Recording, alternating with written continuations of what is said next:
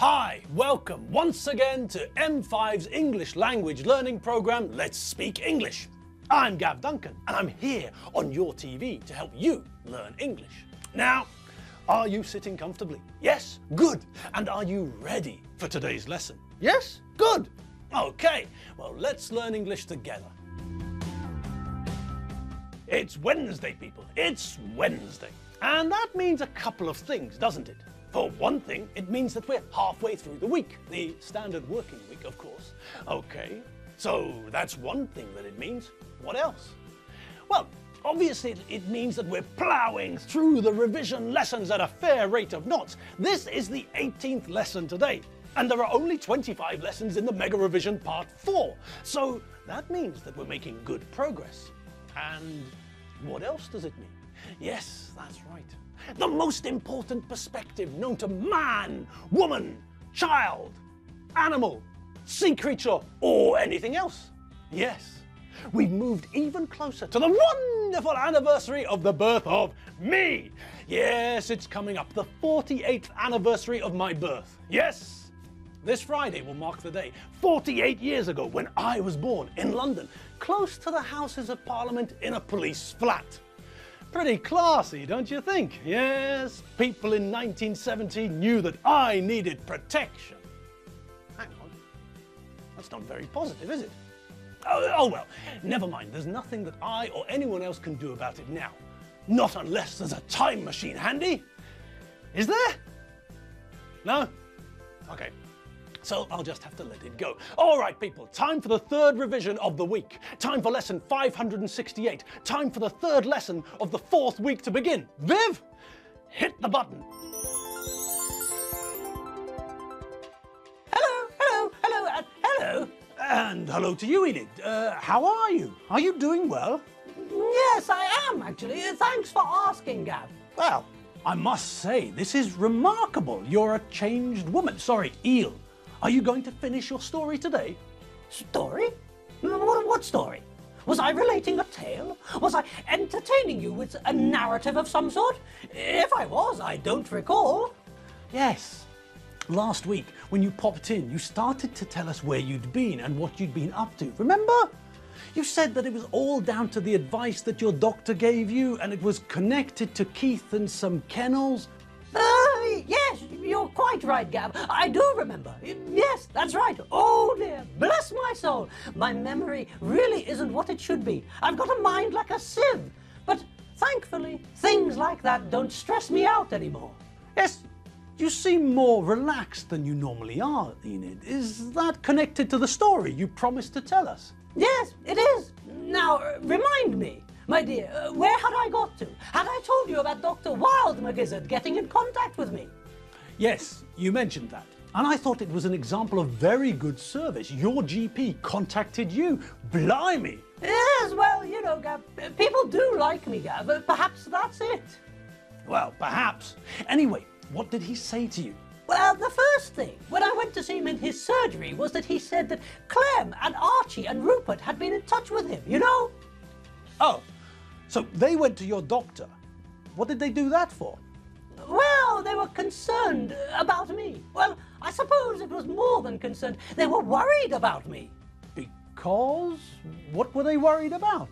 Well, they were worried because I didn't seem to be myself. You know, like when I snapped at you, Gav. That's not normally how I react. True. And what did they think was the problem? Well, they thought, and Dr. Wildmagizzard agreed, and yes, I think that they're right, that the problem was stress. Stress connected to Keith, you mean? Yes, whatever it is. Yes, the fact that Keith had attacked Rupert, the fact that I had to be on my guard all of the time, waiting for some sort of psychopathic episode from Keith.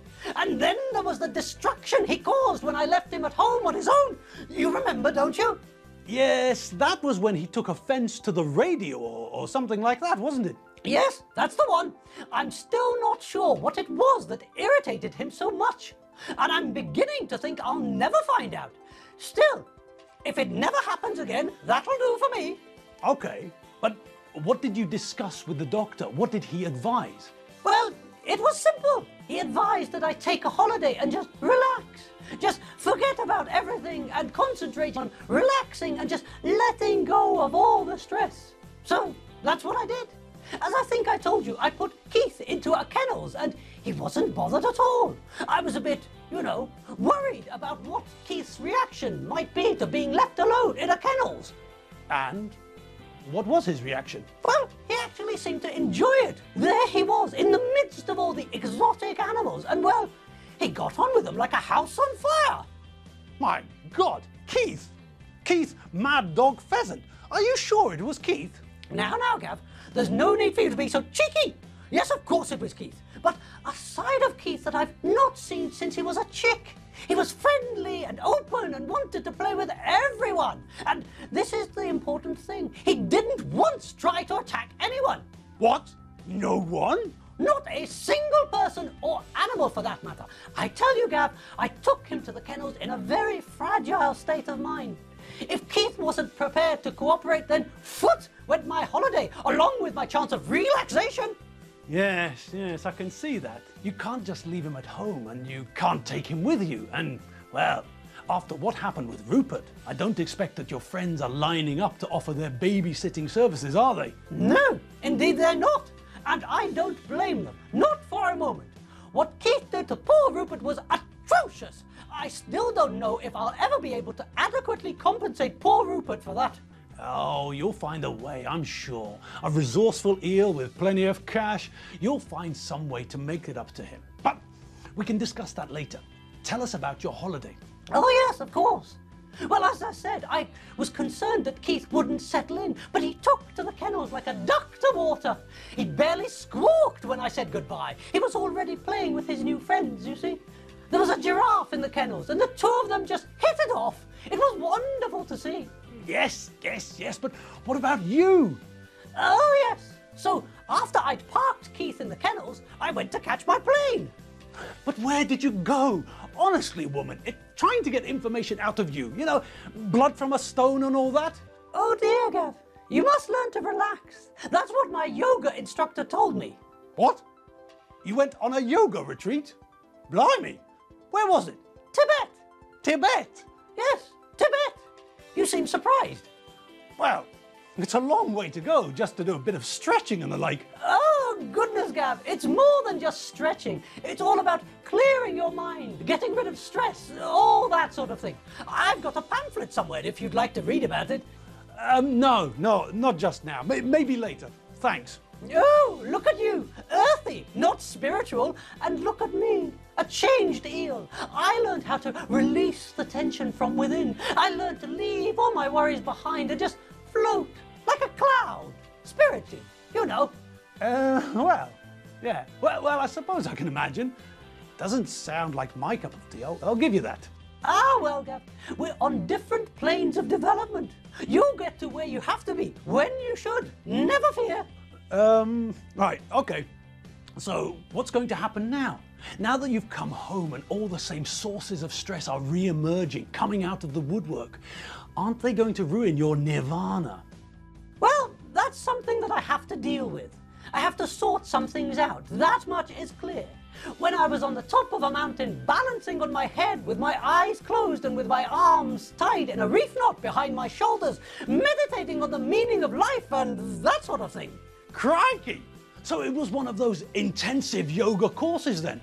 And hang on, how are your arms tied in a reef knot? You don't have any arms. Well, yes, but I meant that metaphorically, don't you know?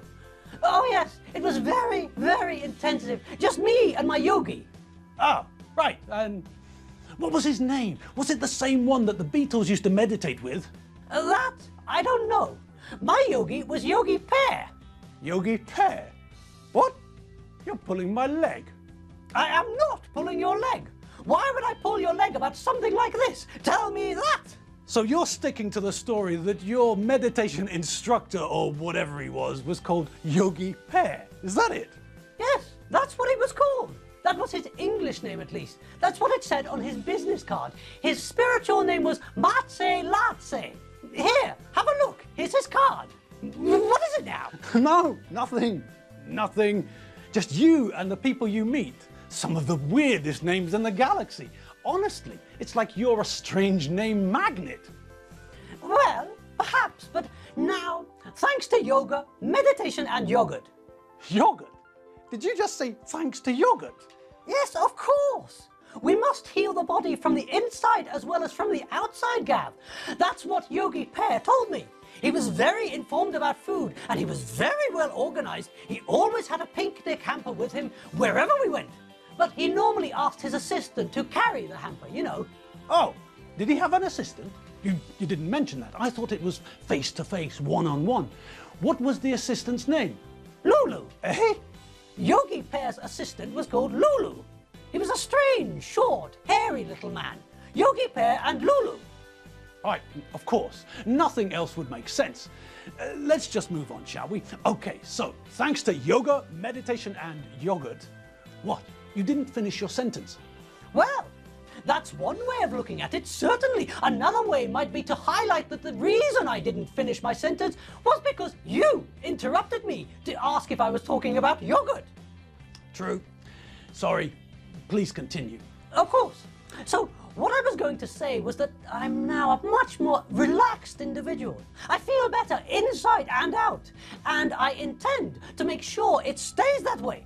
So, I've decided steps will have to be taken. I've wasted enough time as it is with my ostrich policy, if you know what I mean. You mean Keith, don't you? You mean the fact that you've been ignoring the problem, burying your head in the sand. Is that it? Yes, that's it exactly. Keith does seem to have a fair number of mental issues. His tendency to fly off the handle for one, and his psychopathic episodes. His lack of self-control is very worrying. Yes, it is a bit. Well, this is very good news, Enid. Allow me to offer my sincere congratulations. I think you're doing the only thing that can be done. It's high time that you grasp the nettle. Well done. I think you've made the right decision. Yes. Well, I agree. It is time that I grasped the nettle. But this is where I run into a spot of bother, you see. A spot of bother? Why? What's the problem? Well, it's just that it's a bit daunting. From where I'm sitting, it seems like a pretty formidable task. Well, yes, obviously, but you've got people you can rely on, haven't you? You've got friends you can lean on, haven't you? I'm sure that everyone will rally round to help. I'm certain of it. Oh, do you really think so? Yes, of course. Just you wait and see, Enid. Your friends aren't going to abandon you in your hour of need. Your friends are made of stronger stuff than that. Oh, that is such a relief to hear. I was worried that I'd bitten off more than I could chew. But if you think that my friends will help, then I suppose together we can get Keith sorted out, finally. Yes. And if all else fails, we can always shoot him and have him in a pie. I'm joking. Ah, your humour is most distasteful, Gavin John Duncan. But as you can see, I'm not going to rise to the bait. No! Having reached a higher spiritual level, higher than your earthbound level, I'm going to rise above your attempts at humour. Besides, who'd want to eat Keith? He's no spring chicken, you know, and he'd make for a very chewy pie, I think. Enid Fotherington Smythe! Enid Fotherington Smythe! Yes, dear? Am I mistaken, or did you just make a joke about killing Keith? Well, my dear, rem aku tetigisti. Like I said, I'm on another plane. Doodaloo, pip pip, chitty bye. And that's all the time that we've got for you today. Yes, it's true. You know that I wouldn't lie to you. Not about something as important as that.